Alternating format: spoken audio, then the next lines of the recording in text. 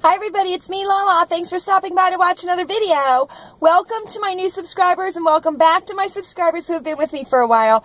I appreciate your support of my channel and I hope you enjoyed this video. It is Wednesday. It is the 20th of April and it is my third week on Remifemin, which is a perimenopause and menopause relief diet supplement that I have been taking. For those of you that are new, I started taking Remifemin on March the 30th at the suggestion of a very caring friend and at the suggestion of Chewy that I find something to help me out. I had been struggling for about a month and a half and, you know, I needed to kind of get some relief rather than just trying to, you know, make it through on my own. So I have been in perimenopause for about 3.5 years now. And the physical symptoms came on about, I'd say, 1.5 years ago. So, my last menstrual period was on December the 7th. So it has been quite a while. And if you break the year up in 4 quarters, meaning every 3 months, I am into the second quarter of not having a menstrual cycle. So I think, you know, the month before I started taking the Remifemin, my symptoms kind of escalated significantly, and that was when I kind of went from the first quarter of having not a period to the second quarter of having not a period. Do you know what I mean? Kind of like, you know, first trimester, second trimester, third trimester. So, I mean, if you think about it like that, then it makes sense. Do you know what I mean? So for like 4 trimesters, so I'm in my second trimester, if that makes any sense at all. I don't know. I was trying to make it sound right and it didn't. Anyway, so I take 1 pill a day and I have been feeling good. I felt the effects within 48 hours of me starting to take the Remifemin. I noticed immediately within 48 hours that there was, you know, I was getting relief from my symptoms. And the first thing that kind of came about was just a calming of my mind. Just a calming of my mind, you know what I mean? So, and that was like a necessity. It was a necessity because we had gone on a trip. You all know this. We had gone on a trip and it was not a good trip for me. It was not a good trip for me. And that's when Chewy kind of, you know, informed me that I needed to get a grip on myself and find something that would help me out. So that's exactly what I did. You can go on the Remifemin website to learn more about this. I get mine at Walmart, and you can also print off a $4 off coupon on the Remifemin website. Now, I had a question in my last update as to why the active ingredient in here is black cohosh. And the question was, why don't I just take black cohosh instead of taking this? Do you know what I mean? And is there any, you know, is there any other like beneficial ingredient in this that would keep me from just taking black cohosh? And the answer is, good question, why I'm not just taking straight black cohosh. This is what was recommended to me. This is what I asked my doctor about, and he okayed it for me. So this is what I'm taking. So I don't really have a reason as to why I'm not taking straight black cohosh. You know, if you are suffering from perimenopause symptoms or menopause symptoms or even postmenopause symptoms, you may want to look into something like this. There are many different brands of menopause relief. And, you know, or just go for a straight herbal remedy if you want to. But always, always, always check with your doctor. Because, you know, herbal remedies can alter prescription medication. So you want to make sure that whatever you're going to take for menopause relief is going to jive with any prescription medications that you are taking. And I am not on any prescription medications. So, you know, I just wanted to okay this with my physician, my primary care physician, you know, just because I do have issues, but they're chronic issues. But I wanted to make sure that, you know, this was going to be okay for me to take. And he said it was. So on week 3, I have been feeling very, very good. I continue to be able to think clearly, to focus in on thoughts that, you know, that I'm having. I'm able to rationally analyze things rather than, you know what I mean? I don't necessarily think that everything being said to me is an attack on me. I've noticed that. And one of the things that I've noticed this week, I don't know if any of you have this symptom. My sister and I have talked about this symptom, and I described it to her, and she described it very, very well. It's like a buzzing under your skin. It's not an itch, and it's not a tingle, but it's almost the feeling that the sound of a bee makes, like bzzz, you know what I mean? And it's kind of under your skin, you know what I mean? I don't know if you've ever held like a low voltage, you know, something that has like low voltage in it, and you can feel like the electrical current going through it.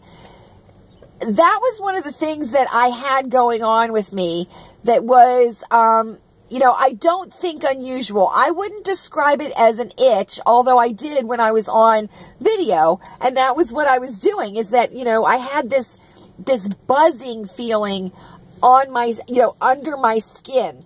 You know what I mean? And I've noticed that has decreased immensely. I'm not getting this intense buzzing or itching, if you want to call it itching. I'm not getting that now. It's still there. It has not gone away, but it is not like, it doesn't come on me all of a sudden intensely. Do you know what I mean? So, but that is something that I have noticed. I think I have a better outlook on things. I think that I don't have, and I'm going to say this, and my mom does not like this term, but I'm not having violent thoughts. Do you know what I mean? Like wanting to punch everybody in the face or in the throat, or if I'm driving down the road and there's a pedestrian crossing the street, I don't want to like push, I don't have the urge to push on the gas and like, you know, plow them down, which I did before. And I mean, that's part of like the crazies. You know what I mean? The perimenopause crazies. And I don't have those anymore. And I would never do that. Do you know what I mean? I would never do that. But it was, you know what I mean? My thoughts were like irrational thoughts, or my, you know, does that make sense? I don't know.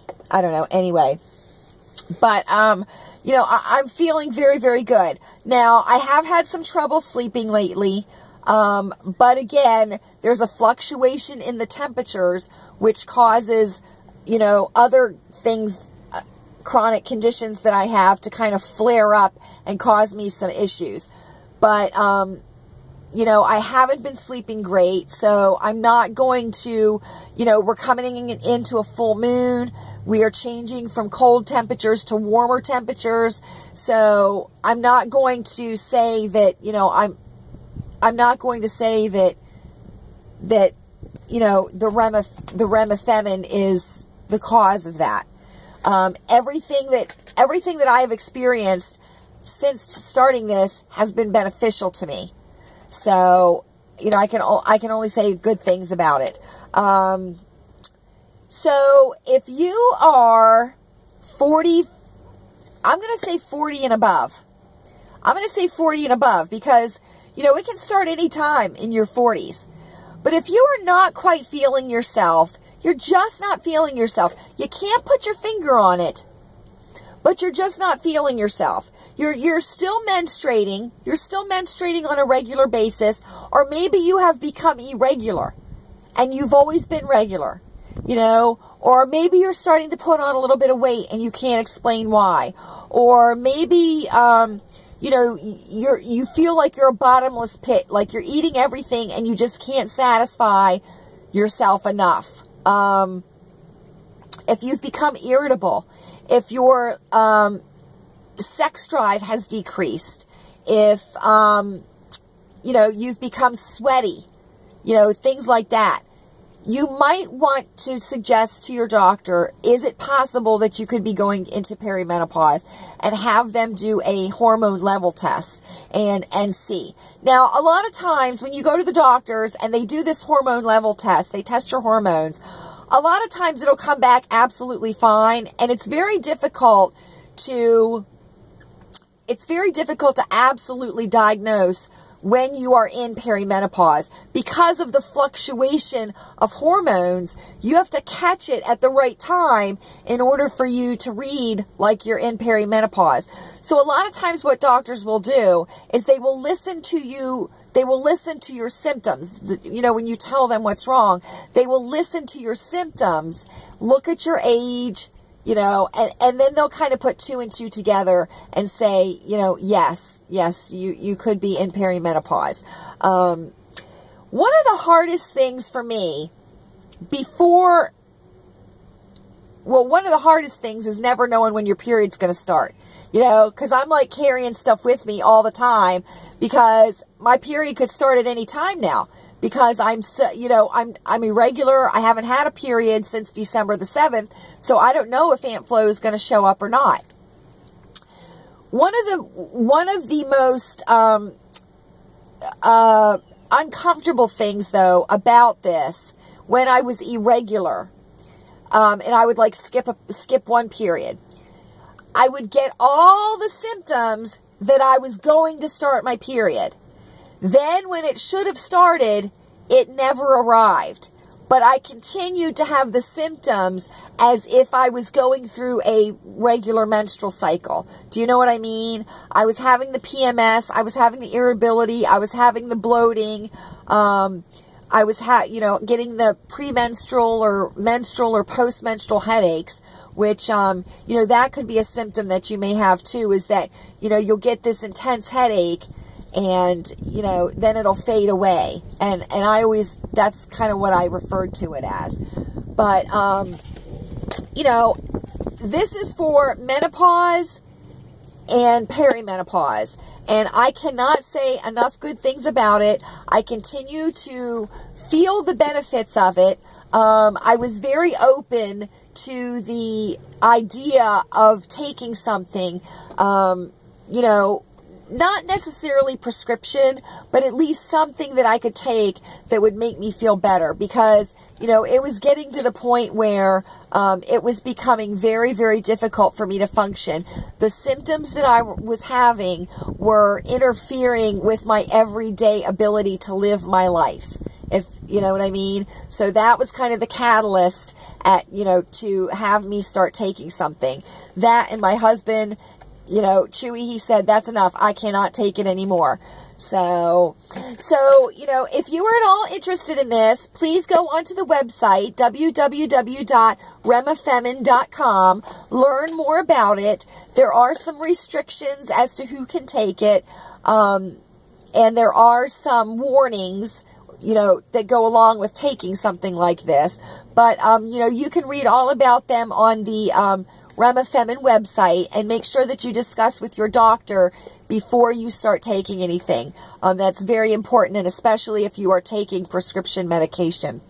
So week 3, thumbs up. I'm very, very happy, and I will continue to update you for the next 3 weeks, you know, and I'll give it a good 6 weeks and let you guys know how I'm feeling. But so far, so good. I cannot tell you,